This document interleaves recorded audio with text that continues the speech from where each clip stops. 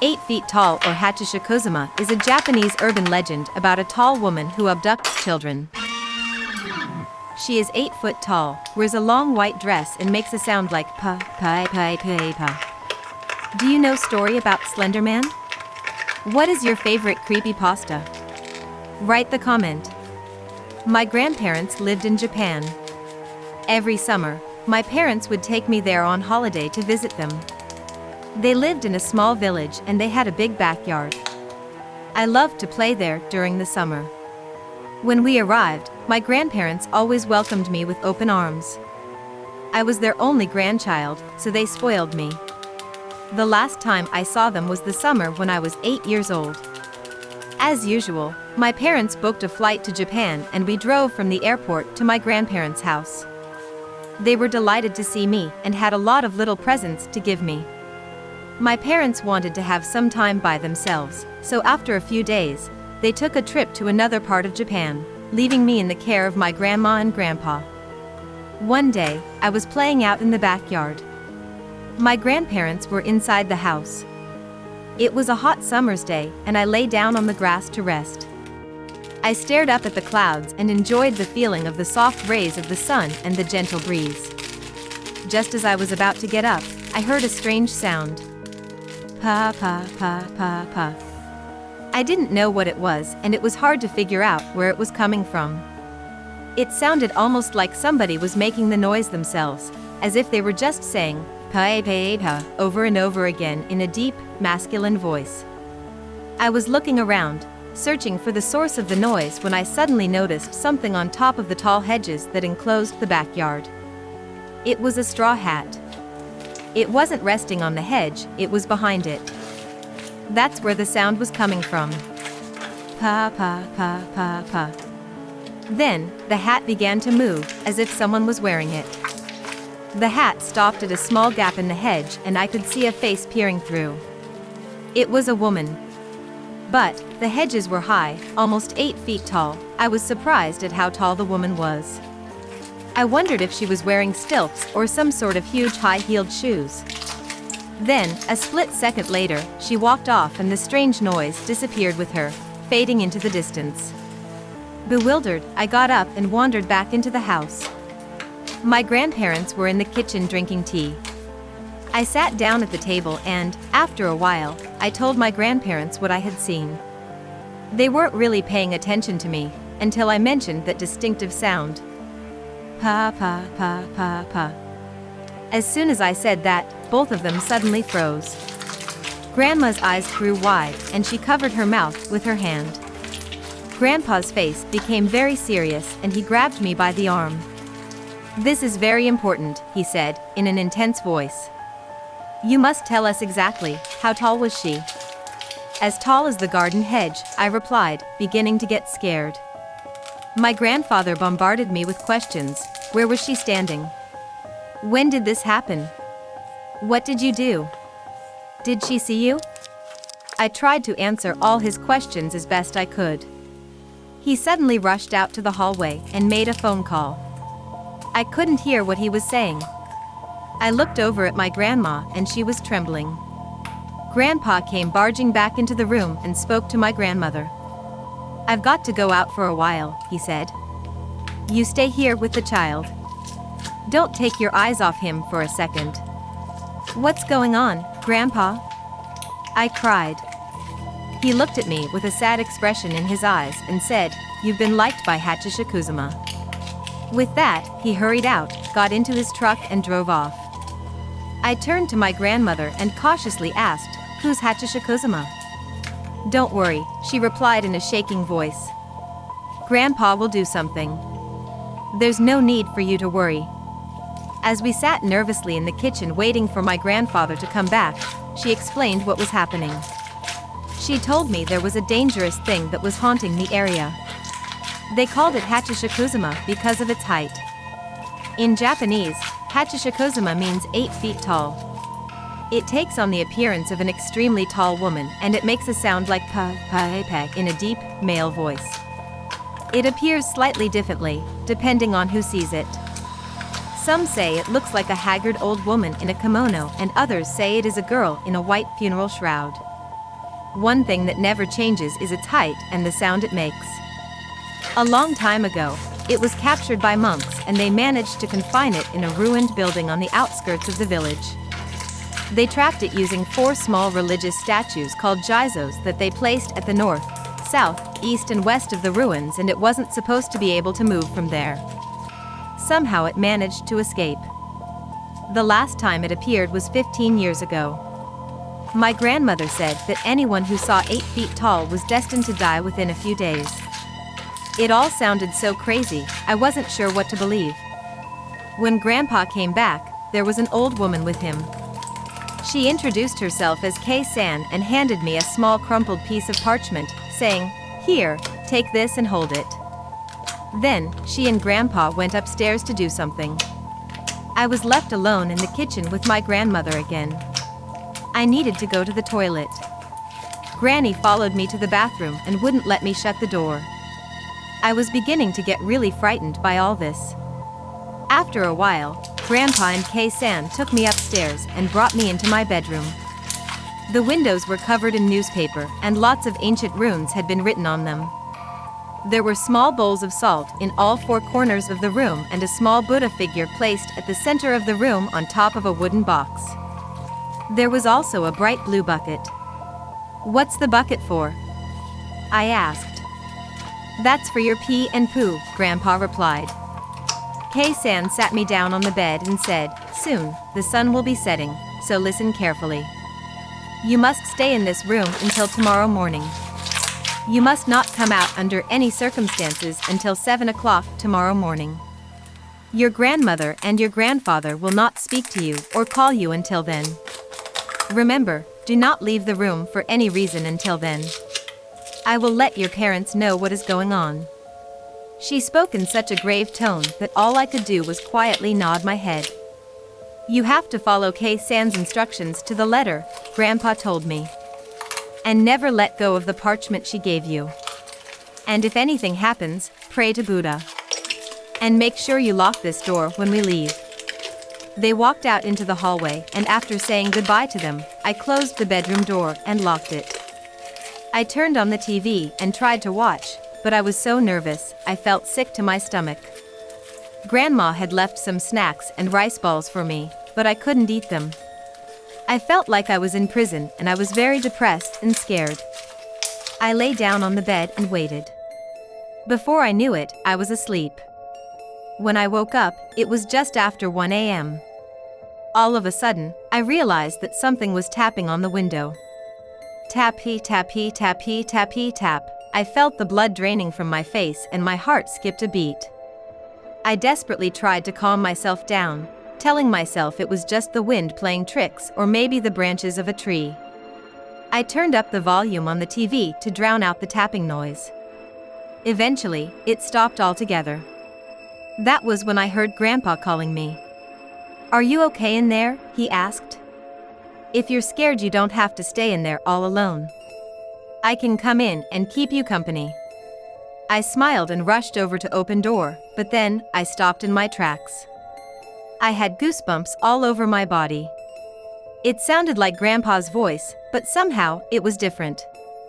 I couldn't tell what was, but I just knew. "What are you doing?" Grandpa asked. "You can open the door now." I glanced to my left and a chill went down my spine.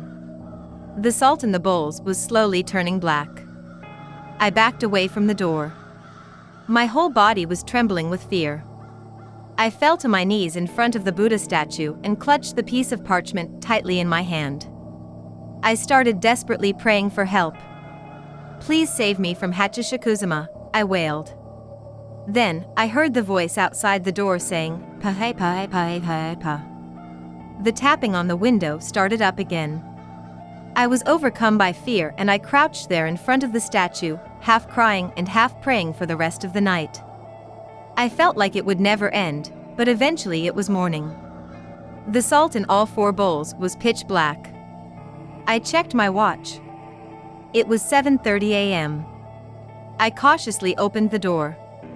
Grandma and Kei-san were standing outside waiting for me. When she saw my face, Grandma burst into tears. "I'm so glad you're still alive," she said. I went downstairs and was surprised to see my father and mother sitting in the kitchen. Grandpa came in and said, "Hurry up. We've got to get going." We went to the front door and there was a large black van waiting in the driveway. Several men from the village were standing around it, pointing at me and whispering, "That's the boy." The van was a 9-seater and they put me in the middle, surrounded by 8 men. K-san was in the driver's seat. The man on my left looked down at me and said, "You've got yourself in quite a spot of trouble. I know you're probably worried. Just keep your head down and your eyes shut. We can't see it, but you can. Don't open your eyes until we've got you safely out of here." Grandpa drove in front and my dad's car was following behind. When everyone was ready, our little convoy started moving. We were going fairly slow, around 20 kilometers per hour or maybe less. After a while, K-san said, "This is where it gets hard," and started muttering a prayer under her breath. That was when I heard the voice. Pa pa pa pa pa. I clutched the parchment K-san had given me tightly in my hand. I kept my head down, but I peeked outside. I saw a white dress fluttering in the breeze.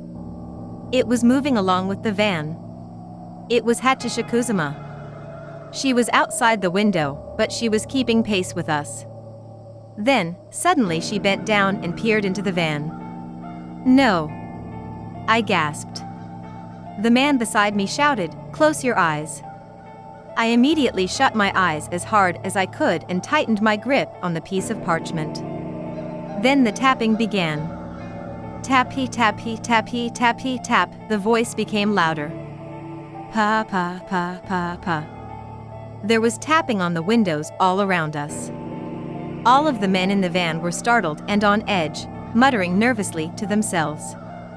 They couldn't see 8 feet tall and they couldn't hear her voice, but they could hear her tapping on the windows. K-san started praying louder and louder until she was almost shouting. The tension inside the van was unbearable. After a while the tapping stopped and the voice disappeared. K-san looked back at us and said, "I think we're safe now." All of the men around me breathed a sigh of relief. The van pulled over to the side of the road and the men got out. They transferred me into my dad's car. My mother held me close and tears were running down her cheeks. Grandpa and my father bowed to the men and they went on their way. K-san came to the window and asked me to show her the piece of parchment she had given me. When I opened my hand, I saw that it had gone completely black.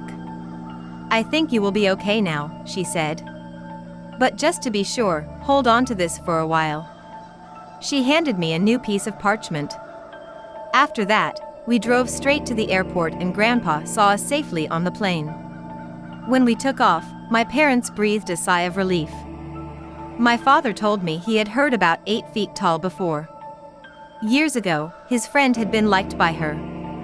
The boy disappeared and was never seen again. My father said there were other people who had been liked by her and lived to tell about it.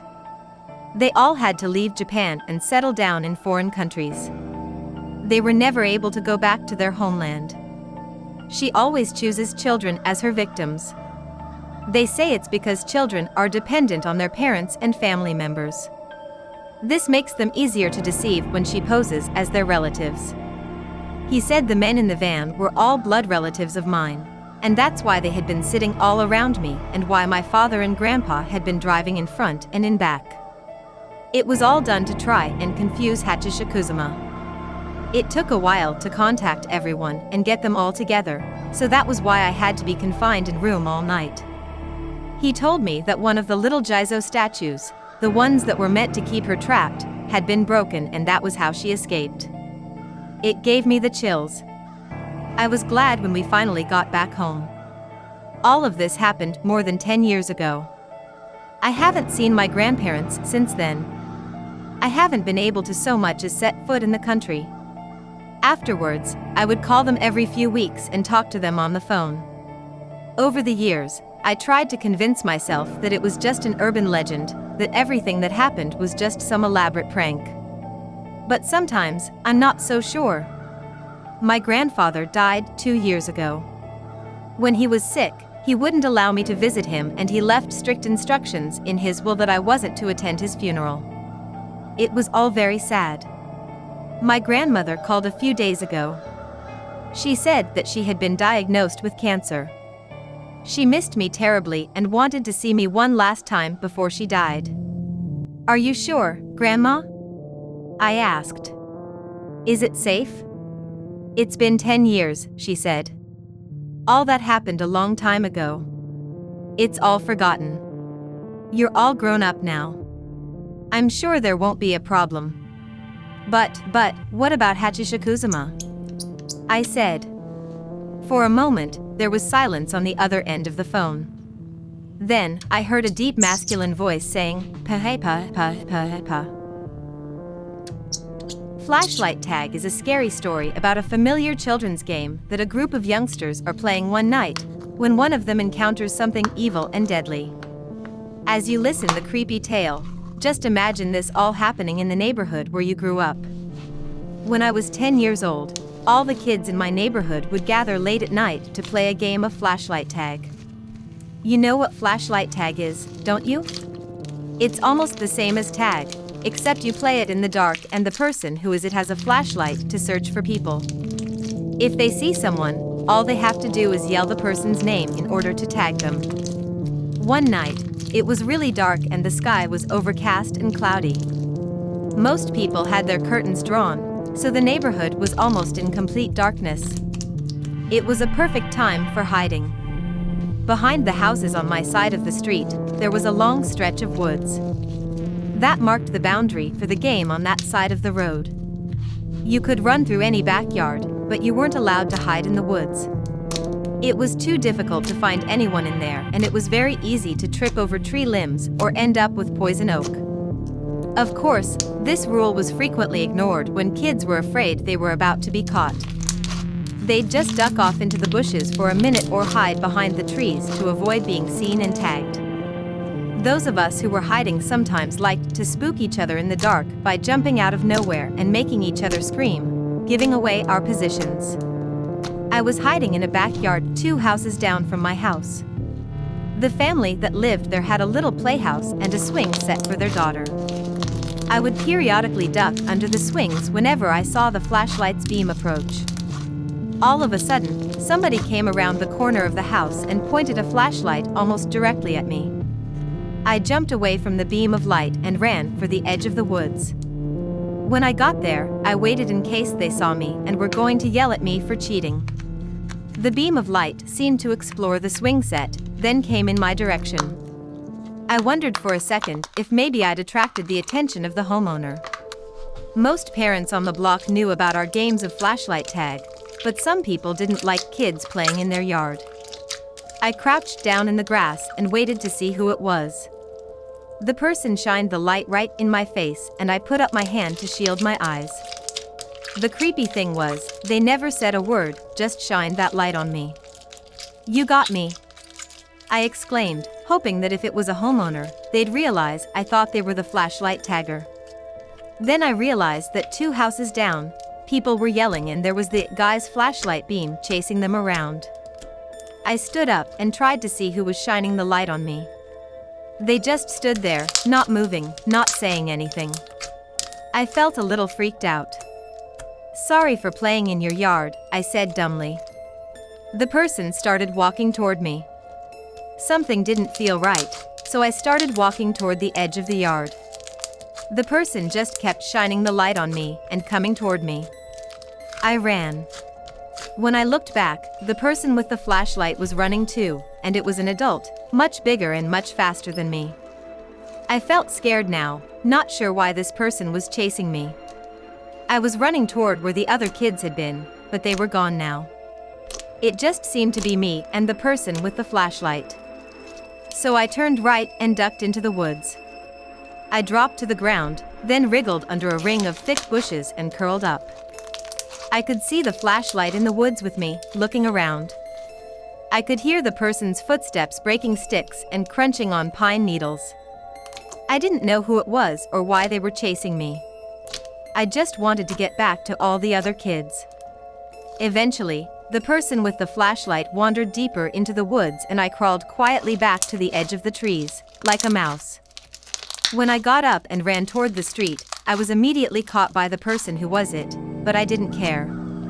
He yelled out, telling me that I was now it, and I tried to tell him that there was someone else with a flashlight wandering around in the woods, but he took off into the dark shouting no tag backs. "Don't go in the woods," I yelled, but nobody responded. Of course, any kid who heard me would just assume I was talking about not cheating at the game, but I was sincerely worried about that person with the flashlight who was wandering around out there. Of course, now I had a flashlight of my own, so I thought I should go and see if I could find out who it was, just to make myself feel better. I went back behind the same house I had just come from, and a bunch of laughing shadows scampered out of sight into neighboring yards. I ignored them and headed straight for the trees. I couldn't see any other light in there, so I thought maybe the person went home. I didn't know if they were male or female, but I couldn't imagine any women trudging through the woods at night. So I went about playing the game again, albeit anxious because of the lingering thought that there was someone wandering in the woods who didn't seem to be playing the game with us. I ran across the street and chased people through the backyards there, but after a while I found the lots empty and realized that they must have gone back across the street. I ran back over and was exploring the beach's backyard. Mrs. Beach had a clothesline with a bunch of drying sheets on it, and her daughter Charlotte liked to hide among the linens and stay close to home in case she got too scared of the dark. She was only a year younger than me. I thought I heard something at the tree line, so I went over and was waving the flashlight around into the woods. "Stay out of the woods," I remember yelling. I waved the flashlight back and forth a couple more passes, then I saw someone off in the distance. I held the light on whoever it was. They were hard to make out, but it looked to me like Charlotte. She had brown hair that her mother insisted on keeping shoulder length and wore a deep purple sweatshirt, so it had to be her. "Charlotte, I see you," I yelled. She just stood there. I held the light on her and called her name again, but she didn't seem to move. She was partially obscured by a tree and just looked at me. The distance between us was enough that I couldn't see if she was blinking or not, but her head was at an angle like she was looking around the trunk at me, and her mouth was slightly open. Every now and then she would twitch or squirm. It was a really strange kind of movement. "Charlotte, come out of there," I yelled. Everybody. "Charlotte's it, but she won't come out of the woods." My friend Dustin and some other kids appeared behind me and started joining in my yell for Charlotte to come out. "Do you see her?" I asked. "Yeah, she's over behind that tree." "Charlotte, get over here," Dustin said, but she still wouldn't come. "Charlotte, are you okay? Get over here, dummy." She seemed to stand up straight for a moment, then she disappeared behind the tree. We could hear movement, but it seemed to be going away rather than toward us. Dustin started shouting Charlotte's name again and went trudging into the woods after her. I gave him the flashlight to take with him. I was scared again, because this all seemed surreal. I went to Charlotte's house and knocked on the back door until her father answered. "Mr. Beach, Charlotte won't come out of the woods, and I'm worried about her," I told him. I wasn't sure if he'd take me seriously, but he rolled up his newspaper and disappeared into the closet behind the door for a moment before returning with a huge flashlight. "Show me where she is," he said, so I led him into the woods and pointed to where I'd seen her. "She was right there by that tree," I said, but she wouldn't come out and she was acting like she was sick or something. A bunch of the other kids kept calling out her name and I could see Dustin's flashlight beam moving through the trees. Mr. Beach went in after him. They explored the woods for 15 to 20 minutes and Mr. Beach started getting really angry. We could hear him yelling loudly at Charlotte, threatening her with all sorts of punishments if she didn't get back home that instant. By this time, the game was over and all of the kids just stood there in the backyard and watched. Dustin came running back out of the bushes with a dead flashlight. Eventually, Mr. Beach came back out of the woods. "Game over, kids," he said, Go home and ask your folks if they can help me search for my daughter.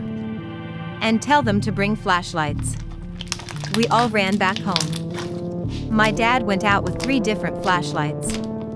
My mother went and turned on all the lights in the back rooms and opened the curtains and shades to help illuminate the backyard. I sat on the couch all upset, and she eventually came back and hugged me and sat with me while I told her about the person with the flashlight chasing me and how I thought maybe Charlotte had run into him. Mr. Beach had gone inside and called the police to report his child missing. When the cops showed up, they brought dogs with them and marched through the woods, checking everything thoroughly. They didn't find her. My mother told my dad what I'd told her. He told a police officer, and I ended up giving a statement. They went to the house 3 doors down and knocked, but the folks that lived there had been asleep and didn't know who had been in their backyard. The police knocked on every door in the neighborhood, asking questions, but nobody seemed to know anything. At the other end of the woods, there was a back road which was mainly used by logging trucks. 2 days later, on the other side of the logging road, down an embankment that ended at a stream, they found Charlotte. Her body had been stuffed into a drain pipe. My parents wouldn't tell me anything about it. They thought it would upset me too much. At school, the next day, Dustin gave me all the details. He said that when they found her, her neck was broken and she had been stabbed multiple times. It was the most awful thing that had ever happened in our little town. The police blocked off the logging road and spent months tracking down loggers and truckers who frequently used it. There was a curfew for months, and our parents told us we weren't allowed to play flashlight tag anymore. We didn't argue with them. What leaves me shaking to this day is the memory of Charlotte's face, hanging out from behind the tree, her eyes glazed over, her mouth hanging open. Sometimes I wonder if at that moment, she was already dead and someone was holding up her lifeless body, trying to lure me into the woods. The Broken Window is a scary story about a mother who takes her daughter for a drive. When the car breaks down on a lonely mountain road, they have a horrifying encounter. A week ago, I was driving home and my young daughter was in the car with me.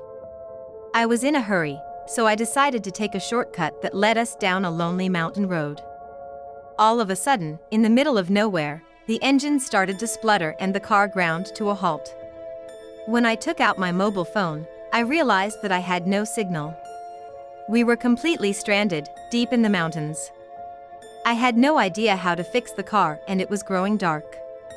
There was no gas station for miles and the road was not used very often. It was clear that we would have to spend the night in the car and hope that some passing motorist would stop and give us a ride. The sun was going down and it was beginning to get very cold. An eerie silence descended over the mountain and all I could hear was the wind rustling through the trees. My daughter went to sleep in the passenger seat. I closed my eyes and was starting to drift off as well when I heard a strange noise. It sounded like a voice. I couldn't make out what it was saying. It sounded like gibberish. Tensu metsu. Tensu metsu. Tensu metsu. At first, I thought I was dreaming, but as it got closer and closer, I opened my eyes and looked around. Tensu metsu. Tensu metsu. Tensu metsu. A dark figure was approaching the car. All I could see was a silhouette. It looked like a man and he seemed to be dragging his foot. Tensu metsu. Tensu metsu. Tensu metsu. I looked down at my daughter. She was still asleep. I didn't want to wake her up. All of a sudden, the noise stopped. The eerie silence returned. Then, I looked up and got the fright of my life. I had to stop myself from screaming out loud. Standing at the passenger window was the most hideous figure I have ever seen. It looked like a man, but his face was so twisted and contorted that it formed a frightening visage. He was horribly deformed. It was as if every piece of skin on his face had been peeled off and all that was left was bloody red muscle and sinew. He had no nose. He had no ears. His piercing eyes stared at me through the glass.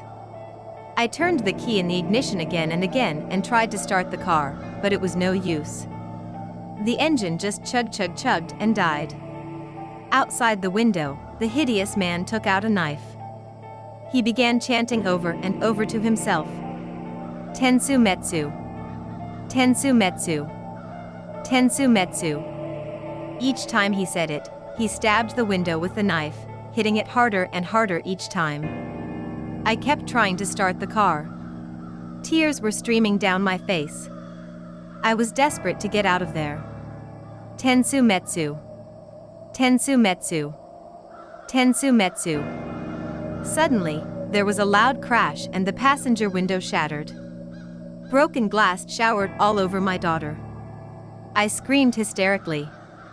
The man's arm came through the window and he brandished the knife, lashing out at me. Tensu Metsu. Tensu Metsu. Tensu Metsu. Just then, I turned the key one last time and the engine sprang to life. I floored the accelerator and the car tore out of there like a bat out of hell.